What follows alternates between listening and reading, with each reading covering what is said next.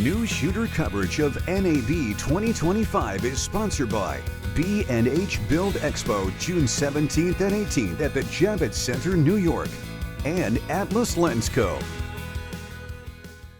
I'm Eric Nason with NewShooter.com, and we are at NAB 2025, and I'm with Brandon from Aputure. How's it going, Brandon? Doing good. Nice to see you again. It's nice to see you. Like, you guys have been putting out some big lights lately. You're going from the big lights and maybe trickling down to these little smaller outputs, but right now, right here next to us, what do we got? And we also have a lot of extras for it. Yeah, we have the new Storm XT52. Like you said, this is the biggest light in the Storm product line, but we have everything in the Storm product line goes from the little tiny ADC all the way up to this nice big XT52. So this is not only the brightest point source light in our portfolio, but it's also the brightest LED point source light that's on the market.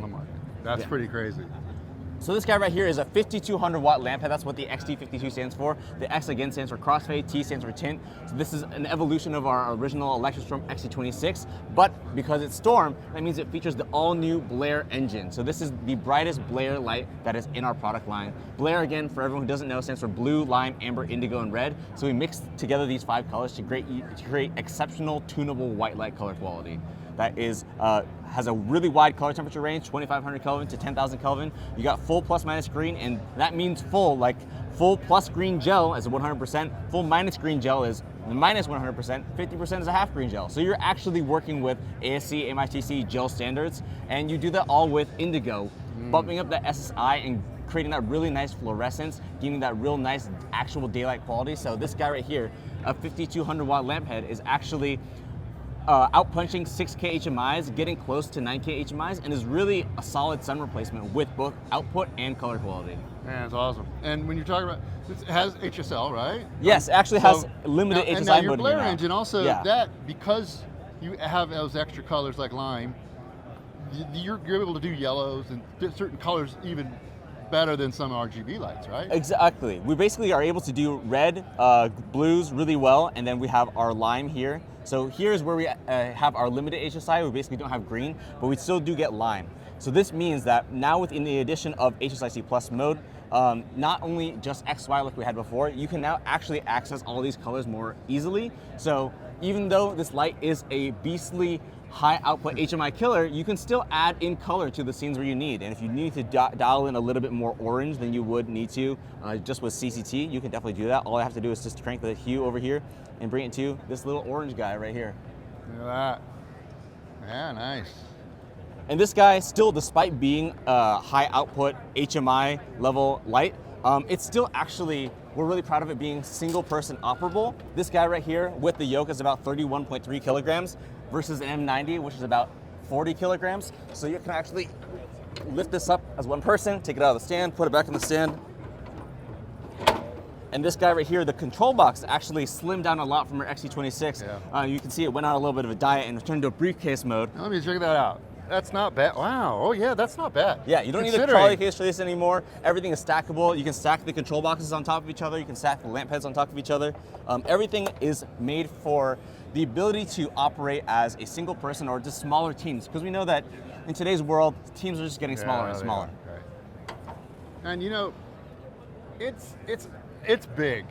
Yeah. I mean, it really is big. Yeah. But it's not that big considering what it's doing. Exactly. Everything seems to be really designed, like you said, to be compact, lighter weight, one person. How did you guys pull that off? That's kind of a feat in itself. Not only having an incredible light with great quality and all those great features, but making things small is not easy. Oh, 100%. We actually spent most of the time on the size and weight portion of it, because that is what a lot of people actually really cared about.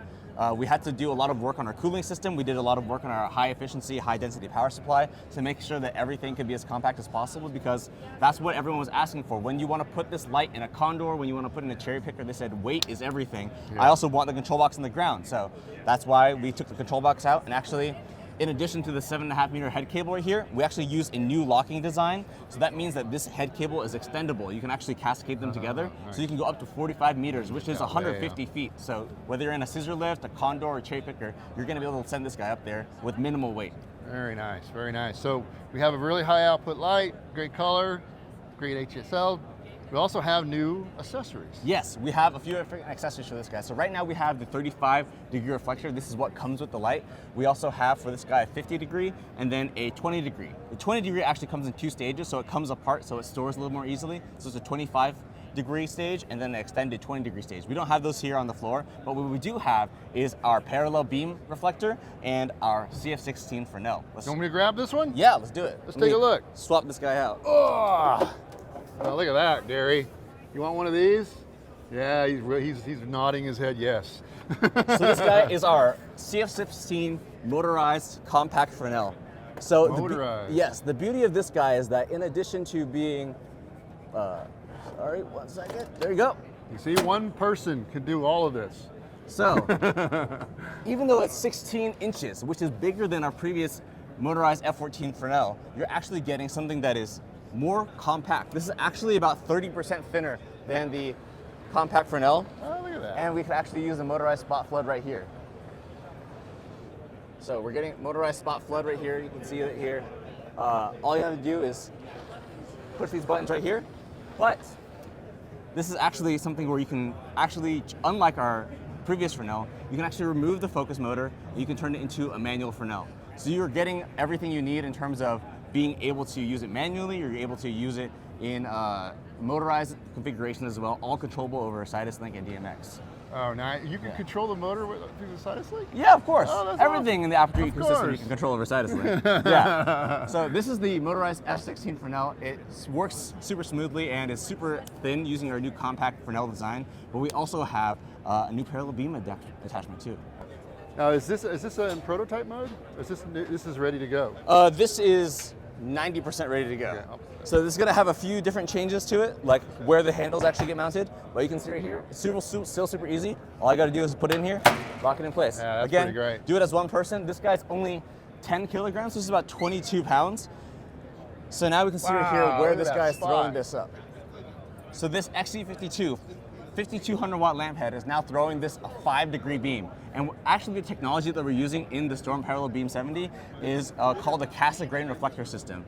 Cassegrain reflector system, for all the non-nerds, is basically the same type of reflector system that you use inside the Hubble Space Telescope. Oh, wow. So basically, it basically reflects the light twice to get you to have a super clean beam that goes all the way out there. It's just not that big. I know, Yeah. I keep saying that, but usually, I mean, these are quite large. Yeah. You know, I mean, to get that extra punch, to Yes. get that shape. We're trying to get you the effect of a mole beam in something that's a separate accessory that could throw onto the light that you already have. This guy right here, since it powers off of 6500 watt generators super easily, and we actually have a function where you can adjust the power output, so you can adjust in 10 watt increments how much power you're actually drawing. So if you do need to draw less for whatever generator you have, you can. We're trying to create a super flexible ecosystem where a small team can use this, run and gun. You can throw this into a couple flight cases, or you can throw this into your own custom flight case and make it work for you. Brandon, what's the pricing going to be for the reflector kit and the motorized Fresnel? Yeah, so for the reflector kit, that comes to be about $599 for the 50-degree reflector, the 2-stage 20-degree reflector, and then the case it comes with. And then for the Fresnel, that is offered in 2 different SKUs. That is a rolling case kit, so that's a soft bag, and then a flight case kit. The rolling case kit is about $26.90, and then you tack on an extra $100 to get the flight case version. Got to get the case. You're going to spend way more money trying to find something to make it work better. Exactly. It's all got the nice foam in it. It's all custom fit, right? Oh yeah, 100%. Awesome. And availability for all these accessories? The light itself is going to be available in May. The accessories should be available within a month or so after that. Awesome. Thank you, Brandon. Appreciate course, it. no problem. Have a good show.